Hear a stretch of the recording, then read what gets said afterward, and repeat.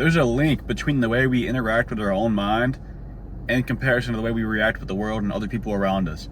If you're constantly in your head talking shit to yourself, telling yourself you're worthless, you're a piece of shit, you're not doing anything with your life, you just really hate on yourself, that is the template you're going to be using to interact with other people. That's the way you're going to be viewing the world. The way we talk to ourselves leaves an imprint on our own personality, and it tends to be how, like, it's what morphs our personality. If we're constantly doing that, then we're bound to keep talking that way to the people around us. It's just what's gonna make you. So I want to mention, if you didn't watch yesterday's video, this is gonna kind of build off of that. So if you want to go back and watch it, feel free to.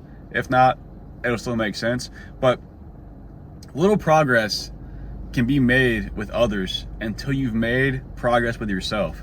If you're not doing things like practicing good, healthy self-talk, or really is anything related to improving yourself, you're not going to improve much if you're trying to get better with other people. If you're not up in the gym trying to better yourself, if you're not doing anything related to making yourself a better person, you're not doing much work in general if you're trying to get better at being somebody other people like, right? So self-improvement isn't about treating other people as a means to an end, which is what I was talking about yesterday. But most people in the self-improvement space, like the influencers, that's pretty much exactly what most of them are doing. You don't typically hear great advice anymore. If you do, it's like they're just trying to get you to like them. They're all using their viewers and people who follow them as a means to whatever their end is, which is usually getting money. And I'm not gonna say I'm not guilty of that, but not to their extent. Everything that I'm ever gonna talk about will be free, but I'm gonna eventually do something to get money off of this, hopefully. But if you see somebody who's like big in the space, they're almost always trying to leverage other people in order to get to their end goal. And hopefully I don't turn out like that completely like they are, but that's if you even get there, right? But that's the thing, is anytime you see something, it's usually manipulative. And you can tell whenever somebody's not being that way, whenever somebody is. And that's how you genuinely know if the person you're watching is worth watching. So the way to develop this self-respect is to first understand your values, your boundaries, the things that you care about, because that's how you're gonna start building from there. And you gotta understand that everybody deserves rights and deserves to be treated fairly, no matter who they are. It could be like somebody you do not want to associate with. It could be a homeless man. They still deserve basic rights and values that they can build for themselves. Like, you never know what's going on. So if you treat everybody in that way, I mean, if you treat yourself that way, you're going to usually end up treating everybody that way. And because it all comes to how you treat yourself, like I was saying at the beginning.